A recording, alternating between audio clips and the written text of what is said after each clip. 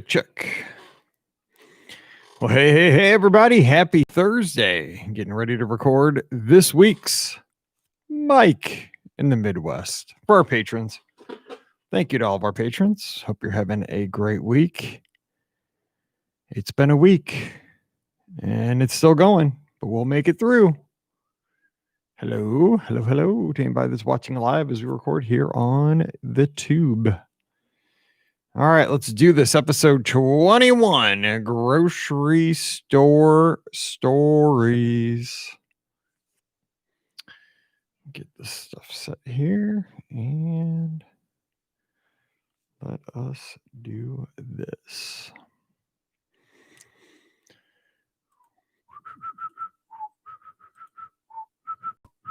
Now I got the Epcot holiday background loop in my head. All right, here we go. Welcome to episode number 21 of Mike in the Midwest, a mini podcast for our awesome patrons of the Be Our Guest podcast. My name is Mike Rallman. Again, I think you know who I am. I'm the host of the Be Our Guest podcast, which you can find at beourguestpodcast.com and all the places you get your fine podcasts, such as Apple Podcasts, Stitcher, Spotify, TuneIn Radio, wherever there's podcasts, we are there. We've been having the podcast out there for about 12 and a half years, approaching 1,800 episodes and having a great time doing it. We love talking Disney, keeping it positive, family friendly, and really just talking about the good stuff. We try to keep a positive spin on things. I mean, we'll talk about things that need to be discussed, but if you get to go to Walt Disney World or sail with the Disney Cruise Line, head to Disneyland, or even go on an Adventures by Disney trip, life is pretty good. So we got to take those blessings. And when we share those, we can't take stuff too terribly serious, because just the idea that we get to travel with friends and family, maybe to go down and see friends and family that we don't see that often, we are truly blessed to be able to do that. Speaking of blessings in this time of Thanksgiving, as we approach that here 2 weeks from today, I just wanted to let you know that you guys have been a huge blessing in my life this year, because 2020 kind of dealt some cards that a lot of us were not expecting.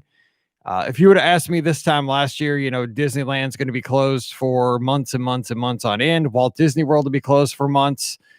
All 4 Disney Cruise Line ships will be parked in a port over in Europe for months on end. I would have said you were crazy. And as you guys obviously know, I make my living in travel, and travel's been rough. Of course, we are now starting to get back traveling a little bit, but honestly, without your help here on Patreon, we would not be able to keep the show going. So I appreciate each and every one of you so very much. I hope you enjoyed this little, it's not a great podcast. I'll admit, it's just kind of a little fun side project I always wanted to do, but I hope these stories kind of bring you back to your childhood, because today I'm going to talk about grocery stores and stories that we have associated with grocery stores in my life growing up. You probably didn't have any of these stores that we had here in St. Louis. They're local chains. But I've always been curious when I traveled to Florida, or when I lived in Alabama, when I worked at Space Camp. It was always interesting to go to the stores that were not in my area. You know, I always thought it was cool to go to a store called Piggly Wiggly, right? Or out in Columbia, where my daughter Paige lives, she goes to the Hy-Vee, which I know are real big in Kansas City. I know that down in Florida, everybody goes to Publix and apparently gets sub sandwiches that are super good. So I love trying those places out when I go anywhere. You know, I like to go into the local spots. And so I kind of want to give you the background of what it was like here in St. Louis and the suburbs growing up in my childhood. But before we do that, we do this every show. We go back to last week's topic, and last week's topic was about Saturday morning rituals. And we dove into breakfast cereals as well. So I want to jump in here and get some of the feedback from this show. Kathy Melchin, one of our great patrons. Thank you so much, Kathy, for being there. I appreciate it very much. She said, just listen to this. I was stuck in traffic and starving. I don't really like cereal, but I may have to get some. We didn't have fun cereals when I was a kid. Pretty much just Wheaties. Heading to the grocery store now. I know, isn't that the truth? I don't even know if today there are as many fun cereals as maybe there were in the 80s, because I think, you know, the shift is you can still have your Cocoa Puffs and your Fruit Loops and stuff like that. But I guarantee you those cereals in the 80s were probably less healthy than anything today. and more fun. They were probably just solid sugar, because I know that there were less stringent standards for nutrition back then, but it just seemed like we'll talk about that again today when we get into the grocery stores. Andrea Gartland, one of my great friends, one of our great patrons. Thank you for being there, Andrea. Happy Thanksgiving to you. I was born a few years before you, but I remember the cardboard records on the back of the cereal boxes. This summer, when we stayed at Animal Kingdom Lodge, I bought the mini packs of cereals and became the family hero. My daughters and husband were thrilled. So I mentioned, if you remember last week, I talked about how I could never get them, but they had those variety packs with the little boxes that were maybe 9 inches tall each. And you maybe got, 8 different flavors in the pack. And my mom wouldn't get them because there was always a couple of flavors that nobody was going to eat anyway. And it was wasteful, which it was. I get it. I'd probably be the same way. But it always, for some reason, it was always so enticing. I always wanted it. And you know what? That's a great idea for a Disney trip, because they can pack easy. They're dry. You don't need to refrigerate them or anything. And hey, grab one of those boxes, eat it dry on the bus, and you got a breakfast on the way to the park. I like this. Andrea's ahead of us. Shout out to my good buddy Craig Barnett. Thank you for being a patron. He said he's getting ready to take this one out on his run. Hope you had a great run that day. I love when people take us for runs. Heather Hayden, one of our great friends. I appreciate that, being a patron of the show. They make some great puzzles featuring retro cereal boxes. Check them out. I bought one from Amazon. Don't forget to click through the link for the podcast, she says. Thanks. I appreciate that on a couple of levels there. So I'll be checking out Amazon. Let's see. Kathy says she just bought some after listening the other day. So I hope, Kathy, you enjoyed your cereal. And let's see. Megan Green with her crew down there homeschooling. Appreciate them and the 3 boys. Thank you for being a patron. I used to eat the waffle cereal too. And they used to have Rice Krispie treat cereal. I do remember Rice Krispie treat cereal. It was so good because you've seen, if you watch my Instagram feed every now and then, you've seen my trash can that's here in the studio. And every once in a while, I have to dump it out because it is solid Rice Krispie treat wrappers, because those are 90 calories each. They're a good little snack and they're sweet and I love them. But yeah, I do remember Rice Krispie treat cereal. But remember the cereal I was asking about was Waffle-O's. They kept talking about Waffle-O's on all these sites. I don't think I ever had Waffle-O's, but they sounded interesting. Let's see. Yeah. And she says the Rice Krispie treat cereal were not Rice Krispies, not frosted Rice Krispies, but little chunks of Rice Krispie treats that you pour in your bowl and eat with milk. It was heaven. That does sound like it. I did have those. All right. Michelle Camber, one of my great friends. She's been with us since the show started back in 2008. Her and Sam down in South Florida. Thank you for being a patron. And actually, just a little behind the scenes for you guys. We're going to have another Be Our Guest podcast ornament exchange. We've been doing this for 10 years. So if you would like to put your name in a hat to get an ornament for somebody around the world, another listener, and then in exchange, you'll get an ornament back from where they are from, or it could be your favorite Disney character or something like that. Just watch for the details. We'll be announcing that here in the next couple of weeks on the podcast, but I'll give you the heads up first. We are going to exchange ornaments, but at this point, half of my Christmas tree are from ornament exchanges. I have Santa on a space shuttle from Michelle down in Florida. I have ornament from Hawaii from George. I mean, I have ornaments from outside the country, from the UK, from listeners. So it's going to be a fun thing we do, just kind of a fun thing we do every holiday season on the show. So that is coming up here in the next couple of weeks. But Michelle says Cocoa Puffs and Crunch Berries were my favorites. Always wanted Cocoa Crisp, but mom wouldn't buy them. For some reason, I got Cocoa Crisp all the time. And how do you get away with that, right? Cocoa Crisp was nothing more than little chocolate chip cookies in a bowl that you poured milk on. So you're basically eating chocolate chip cookies for breakfast. That's pretty good. The prizes in the box were so fun. My sister and I always fought over them. Also remember being able to send in something from the back of the boxes to get even better things. I do remember that. You could show a proof of purchase or something, or they gave you a certain amount of points for each cereal you bought. Maybe you could send out for a hat or a t-shirt or some kind of, you're right, kind of like a progressive toy that showed you were in it, not just for one cereal box. Maybe you had to buy 5. And, as much as we ate cereal as kids, that wasn't a stretch for us. Jennifer Sheldon here in St. Louis, right down the road from me, said Cocoa Crisp was my favorite, along with Just the Berries and Captain Crunch. So now as an adult, it's awesome. They have all berries. See, my girls love Captain Crunch. I'm not a Captain Crunch guy. I don't know. I can't get into it, but man, my girls love it. And they do get the all berries. I think it's called Oops All Berries. Saturday morning TV highlights were Schoolhouse Rock. I'm Just a Bill on Capitol Hill, right? Conjunction Junction. Can you tell I taught elementary school? And also Baseball Bunch in the summer with Tommy Lasorda and Johnny Bench. Since you like Cinnamon Life, you should be eating Eli Drinkwitz's favorite cereal, Cinnamon Toast Crunch, on Saturday game days. I did not know that. So probably you have no idea who Eli Drinkwitz is. He's our new football coach at the University of Missouri, Mizzou. So yes, I never did get into Cinnamon Crunch Toast or Toast Crunch, but and again, I just ate that Cinnamon Life cereal because it was sitting there going to waste. And I'm like, it's like crack. I can't stop. Like I go by, I just eat it dry. It's crazy. It's so good. So I will check out because if Coach Drinkwitz likes it, I like it. So we'll have to do that. So thanks for the feedback. Again, leave your feedback under today's show. If you have any thoughts about grocery stores in your region or in your area, so we can talk about how things were similar and how things were different. I just want to not finish the show and just go get some cereal at this point again. All right, let's hop into today's topic. I thought I'd do this show because we're all going to be going to the grocery store here soon for Thanksgiving, at least here in the United States. Our friends up north have had Thanksgiving about a month ago, so happy Thanksgiving way late to our Canadian friends. But let's jump into talking about Thanksgiving or grocery store stories as we prepare to go to the store and fight for the stuffing and the green beans and the turkeys, most importantly, here soon. So as a small kid in suburban St. Louis, the first grocery store that I really remember interacting with, and this one was on a daily basis. And you might say, what's your deal with going to a grocery store on a daily basis? Well, the reason that we went to this grocery store, it had a funny name. It was called Tomboy. And Tomboy, they had a couple of stores in our suburb of Florissant, Missouri. And when I talk about Florissant, this was a suburb that I grew up in until I was out of college. And it had a population of about 50,000 people. So a pretty big suburb of St. Louis. It's about 15 miles north of downtown. And so we had this grocery store called Tomboy.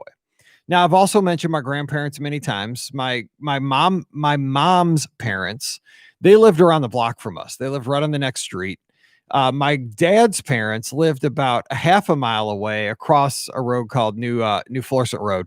So you had to cross kind of a 4-lane road to get to their house. But I was closer to my dad's parents, my Rallman side grandparents. And so my grandma Rallman, she worked at Tomboy.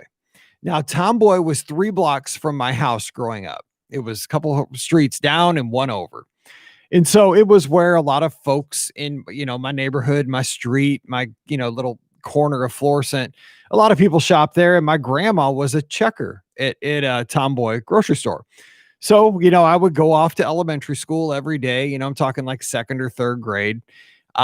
We'd have school and we'd come home. And of course, you get home, you're hungry, you want to have a snack. And what we did every day after school was we went out and rode our bikes and just kind of had a good time with my buddy Ryan across the street and the other kids from the neighborhood. We would just, get home and hop on the Huffies after we got a little snack and explore the neighborhood. And so one of the places we went a lot was just rode up to Tomboy. And grandma would, see us. We'd say, "Hey, grandma." And she'd give us a couple of quarters because Tomboy had a Pac-Man machine and they also had a Mr. Do machine, video game. Now, I don't know if you remember Mr. Do, but it was kind of an interesting game. It was kind of like Dig Dug, but it also had Pac-Man. And I do remember, here's the thing. This is how times have changed so much, right? So these video games were right near the entrance / exit to the store. They were right up by the doors where you come in and exit the store. They're right alongside those machines. You put a quarter in and you get like a prize in a little plastic container, or you get stickers, those maybe the silvery holographic type stickers. Maybe you got, I do remember they had like different baseball helmets, little mini baseball helmets. You put a quarter in, you might get a Toronto Blue Jays or a Kansas City Royals or something like that, maybe a Cardinals if you were lucky.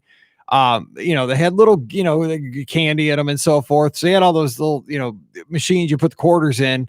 They were like red on the bottom and the clear, top, so you could see what was in there. But they had 2 video games, Pac-Man and Mr. Do. The one memory I have of the Pac-Man machine there is that I was playing it with my buddy Ryan. And he was doing really great. I put my hand up on the side of the video game, and there was a bee up there and it stung me in my ring finger, and my ring finger swelled up like a hot dog. And that was the first time I was ever stung by a bee or anything like that. And I just remember how traumatic that was as like a second grader. I thought life was going to end. And you find out you get bigger hits in life than getting stung by a bumblebee, but it was a big deal at the time. So, Tomboy was a very small grocery store, not very big. And so, you would go through there and they didn't have, a huge variety of things, but people shop there. But the biggest thing about Tomboy is my grandma worked there. So I got to ride up there and see her very often. Eventually Tomboy closed. They turned it into what's right now. It's called Peroni's Pizza. Some of the best pizza in St. Louis, I got to admit, but that building used to be where I visited grandma. Now let's go to the next one. So if you ever come to St. Louis, the place you're going to see everywhere, and this is also in Illinois, is a restaurant called Schnucks. Now you might say that sounds weird, right? Schnucks. But what Schnucks is, that's a family name of this family who started these grocery stores in St. Louis, and now it's expanded all over the Midwest. But it's the place, like there's 4 Schnucks within 2 miles of us where I live right now. They're everywhere in the Midwest. And this is your big, your big grocery store that has everything that you could ever need. And I do remember that this is kind of probably why Tomboy went out of business, is because Schnucks moved in and everybody went to Schnucks. So Schnucks was kind of that first big mega grocery store that I remember as a kid. The one that I'm talking about, if you're a St. Louisan, it was in Grandview Plaza, which was up along 270 and Washington Elizabeth exit. So this, some memories I have of this grocery store that stood out to me. Maybe this is the same, maybe this is different from where you grew up as far as what your local grocery store provided. When you went into this Schnucks, it was huge, like compared to Tomboy. Tomboy just had like your staples, maybe 10 aisles and, 3 checkout lanes, and that was it. You went in this Schnucks, man, there was like 15 checkout lanes. And as soon as you went in on the left, there was a full-on restaurant inside this store. To the left, it had a railroad theme, which I did confirm with one of our listeners from St. Louis during a live chat last week. It had like, like the railroad crossing theme, those lights that you see at a railroad crossing. It was very enticing. Now, the thing I remember about this restaurant at our Schnucks, I never really got to eat there. I always wanted to go in there and eat, but my mom, we weren't having that. She just kind of dragged me along. We got the groceries. And as I recall, it seemed to be mostly older folks that were in there dining. But I don't know. I mean, do you have any grocery stores where you live right now that have a full-on restaurant inside the grocery store? Now, I've heard that there is a restaurant inside of one of our grocery stores out in a place called Des Peres, which is to the west of St. Louis. I'm going to have to check that out because for some reason that's enticing to me. I don't know why. It just seems like a novelty. But Schnucks, our local Schnucks had a full-on restaurant. You could go. I mean, it was like a table service restaurant at Disney, waiters and waitresses, and they'd serve at your table and you ate. I don't know if you ate before you shopped, after, or if you just went there for dinner and didn't shop at all. I don't know, but it's not there anymore. Now, here's some random thoughts from when I went to this. This was a bigger grocery store as a kid. I loved that in the back of the store, in the produce section, they had a machine where you could get freshly squeezed orange juice. Now, remember, this was like in the 90s. This was probably around the mid 80s, probably early 80s. So what they had was this machine. I mean, it was like right out of the movie Gremlins, right? With the guy who was the inventor, right? Who's always inventing things. So it had a machine that just had all these oranges at the top. And what you could do is you would put some money in and somehow it would like squeeze and peel oranges, and you would get at the bottom like a bottle or a carafe of fresh orange juice. Again, we never got this because I was always, and I saw other people do it. And it was so cool, because I was always a kid who was, you're always curious about how things work and you want to invent things. I thought that was the absolute coolest thing, is that you could get freshly squeezed orange juice, and this machine actually did it right there in front of you. And that didn't last very long, I don't think, but I was always intrigued. Another thing they had, which was kind of dumb that I remember, here is I'm 46 years old, was that they had the first kind of water bottle exchange machine. Now, not only that, but it was kind of like the Culligan Man, like the big, I guess those are like 5 gallons, 10 gallon things of water. Back then, water just came out of the faucet in our house. We didn't have bottled water. Nobody had that stuff.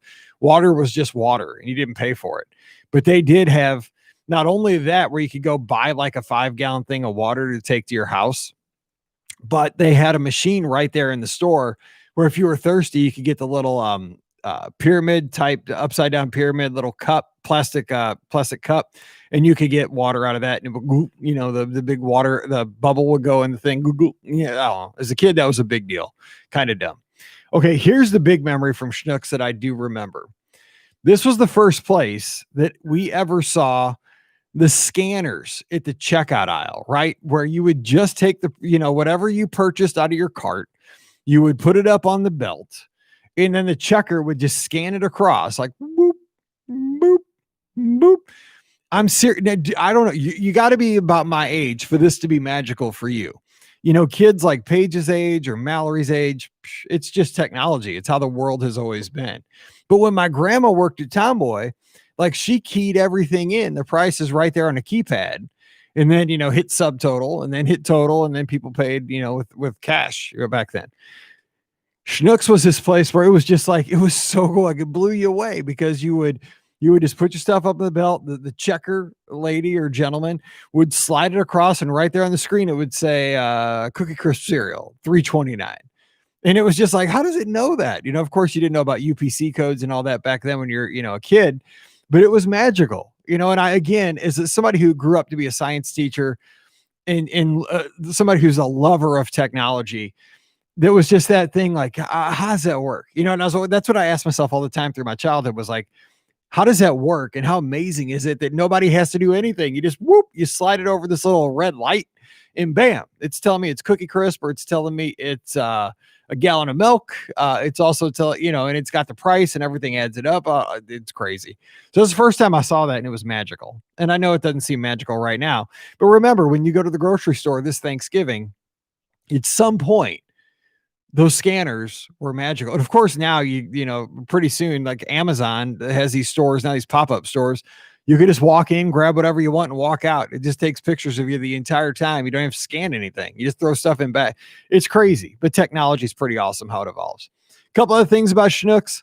It was the main driver for Cardinal affiliation. So you always heard, and again, I don't know if I've mentioned this enough on this show.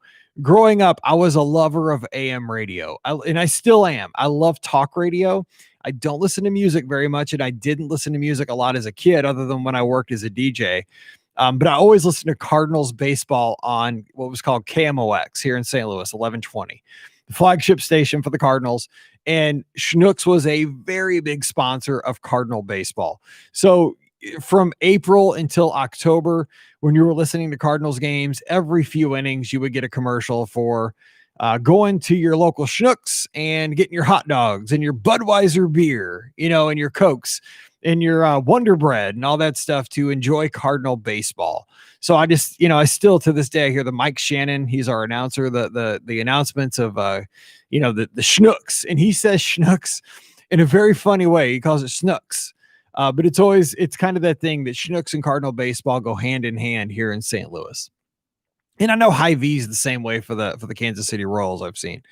One last memory for Schnucks is that they were the place as a kid to get your tickets to go to Six Flags. And if you don't know, Six Flags is an amusement park. It has locations all around the United States. Our Six Flags, it was called when I was a kid, it was called Six Flags over Mid-America. It's now called Six Flags St. Louis. It's about 40 minutes or so southwest of downtown St. Louis. It's probably about 25 minutes from where I live right now. But man, when you were getting ready to go to, again, I didn't get to go to Disney as a kid. So Six Flags was like a huge, huge deal. So the first step to going to Six Flags is that you would go to your local Schnucks, and a lot of times they would have the some kind of a design painted on the glass outside of the store, that the temporary paint they can change all the time with their sales. They would have, Thunder River and a picture of like a big raft, or, whatever the new ride was, the jet stream. They have like a painting of that. Get your tickets here. You could buy them for a discount at Schnucks. And so we always went to Schnucks first, got our tickets, and then it was like, yeah, we're going to Six Flags. All right, so let's talk about kind of the rival to Schnucks here in St. Louis, and that'd be a restaurant or a grocery store called Deerbergs. Again, that's a family name, Deerbergs. What I remember about Deerbergs is that where I lived in Florissant, again, Schnucks dominated the landscape, right? And it was kind of your blue collar but nice grocery store. For us, Deerbergs, again, this was growing up and it's perceptions, right? When you're a kid, you don't always, your perception isn't always reality, but Deerbergs seemed to be, and this is what my friends and I always said, it was like the fancy grocery store. Like it's the grocery store for the rich. Now, I can tell you that it's not the grocery store for the rich. This is where we shop just because it's the closest to our house. But we do have Schnucks all around us. But Deerbergs is it's kind of nice. The prices are similar, but for some reason we always associated this because I think they were out in West County when I grew up, and then they built one in Florissant. And we're like, oh, that's the rich grocery store, but it wasn't much difference. Okay, so what I remember about Deerbergs is that they had this awesome aisle as a kid. Excuse me, and Schnucks had this as well. I think every grocery store probably had this. It was kind of the toy / novelty aisle, right? You would go through all of your first aisles. You know, you probably go about 12, 13 aisles in if you were going from the entrance through all your produce and then all your cereals and your canned goods and all that stuff. Finally, towards the end, before you got to the cold food stuff in the frozen section, there was always kind of an aisle that had novelty stuff. They would have, you know, maybe Frisbees, not real expensive toys, but they would have like wiffle ball bats. They might have squirt guns, depending on the time of year. They might have Matchbox cars, you know, cap guns, stuff like that.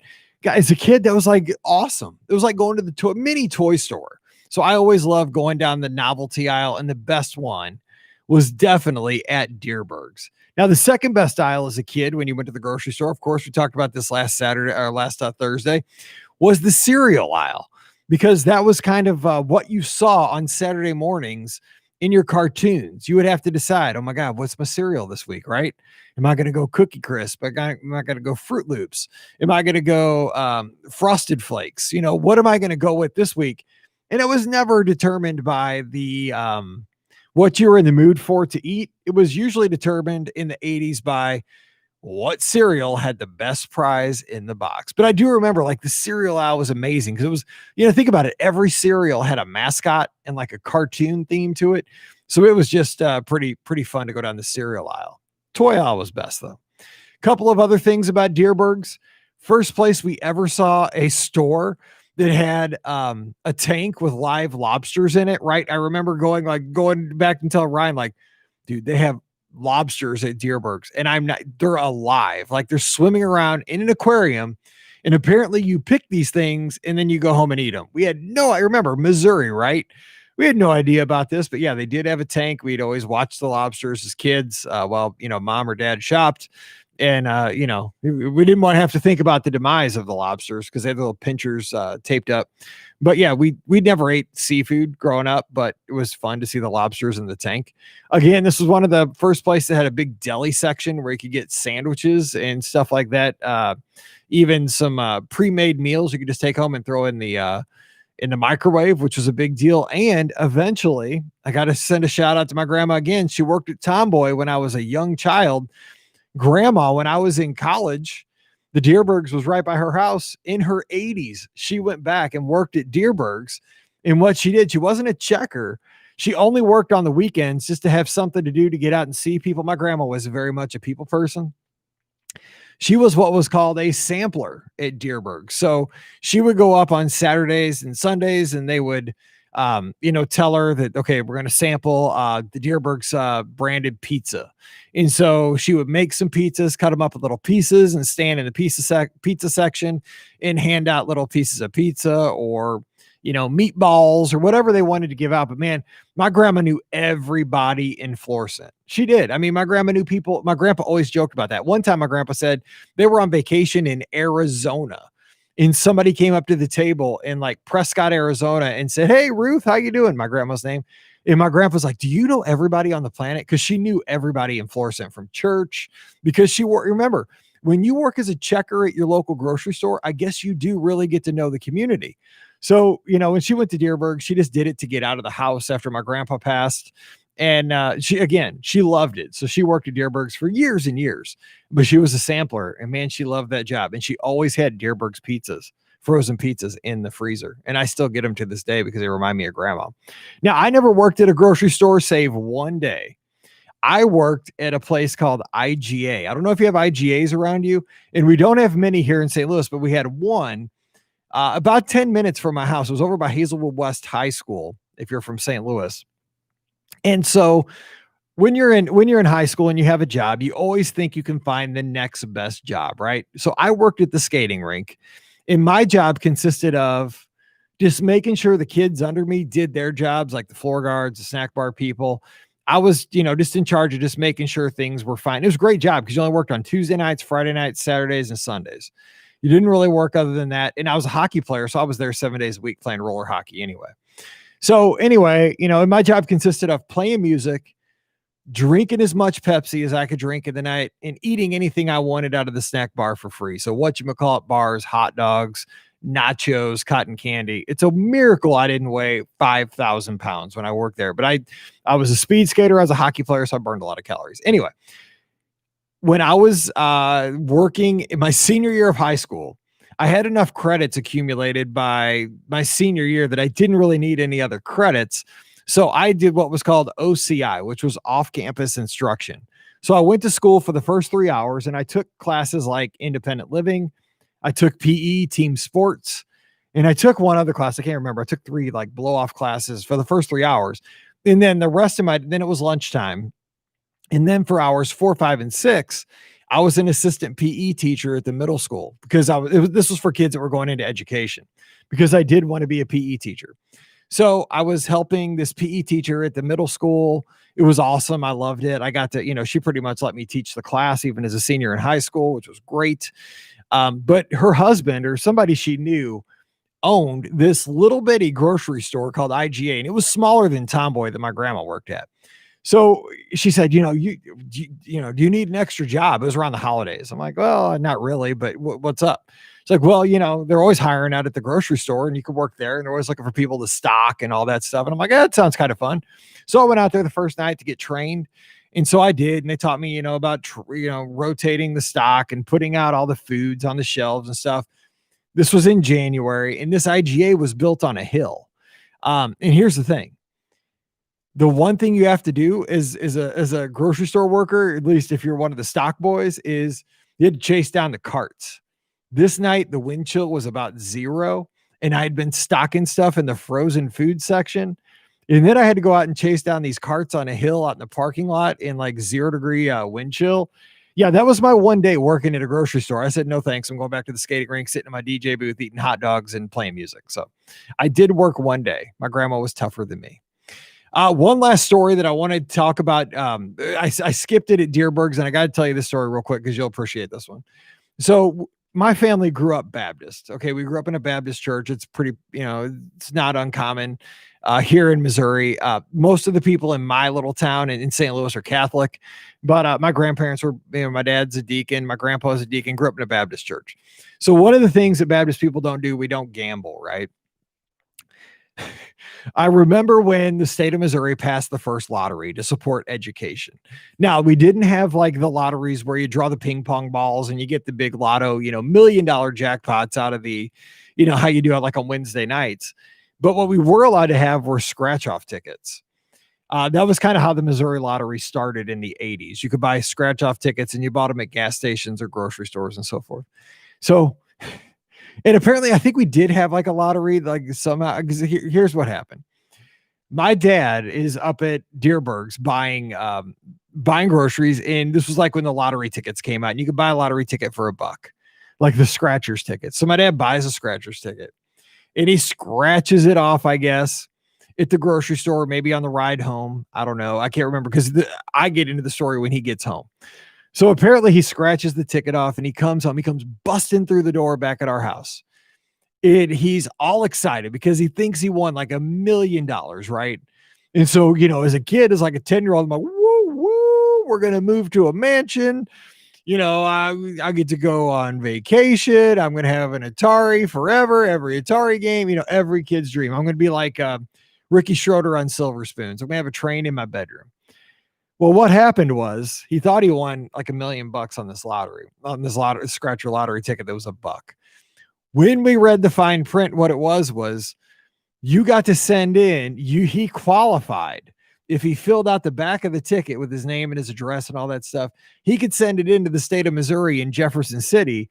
And he was now in a drawing for $1 million with like 1 million other people. So we obviously didn't win. I think he won $3. But I mean, I always joke with him. That's what he gets. He's a Baptist buying a lottery ticket. And you can't win. So it was always funny though, because for one split second, man, we thought we were rich and we weren't. So that's how that all goes. Also, one of the other memories, I don't know if you had this, but we had the video store in all of our grocery stores. That's where you get your videotapes for Friday and Saturday nights. That was a big deal. You would go up there and get videotapes, and you had your florist that was inside of your grocery store. And that's where we always got our corsages for our girls for our high school dances, homecoming, turnabout. I guess, yeah, we did turnabout, prom, stuff like that. Last story, real quick, because we are running a little bit long. It's supposed to be a mini podcast. We had a Shop and Save, which was kind of the discount. You bag your own groceries chain that came into St. Louis, and you would do that. But the one thing I remember about Shop and Save was we had one right across the street from where I taught at Wedgwood Elementary School. And every year, we would do a toy and food drive for the less fortunate in our town. And my sixth graders and our student council folks, we would rally together, especially my class and Pam's class, because we taught sixth grade together. We'd make it a competition throughout the entire school, and we would do it through Shop and Save. Shop and Save would let us go over and steal 5 or 6 of their shopping carts off the parking lot. We would take those into our elementary school. We'd push them around every morning and collect all the food from each classroom, all the toys. And the thing I remember about that was one of the best things we ever did at Wedgwood. We did not teach in a rich area. We taught in an area that was very blue collar, very salt of the earth. But man, these families would come together to support each other so big. Every year that we did this drive, we did it for about 10 years, and I'll try to find some pictures. We would bring in over 10,000 items for our community, whether it was, green beans, corn, stuffing, just anything that was non-perishable, and lots of toys that we would give to kids that needed them. And it really kind of restored your human spirit, because you saw these folks that didn't have a lot, but they sure gave a lot for folks that didn't have anything. So again, one of the greatest things in my teaching career was teaming up with Shop and Save, and the kids and the families at Wedgwood back in the day. They really went above and beyond. And every day after school, we'd sort the food. We'd put all the green beans together. We'd put all the corn. We'd put all the stuffing and all the pudding and all the ramen noodles and all that stuff. And we gave it to a local food pantry every year. And they were so, so grateful. And it was a great feeling, because these kids really did something. They were rallying and they helped out folks in need. So that's kind of it for my grocery store stories. I know Scott got on me about, oh God, this is going to be boring. And maybe it was for you, and I apologize if it was. But I always found these things interesting as a kid growing up in my little corner of planet Earth. Now, what I'd like to hear in the comments below are your quick stories. What do you have? Like, what was your chain? What was different? What was the same for you? So share those, and I will get those out with next week's Mike in the Midwest. So I thank you so much for taking the time to listen to the show. More importantly, I thank you for being a family member here on the Be Our Guest podcast. Again, you're helping us out so very much, and I'm eternally grateful for that. So I just, again, thank you so very much. So until we talk again on next Thursday's Mike in the Midwest, you better stay safe and stay healthy, and we'll see you real soon.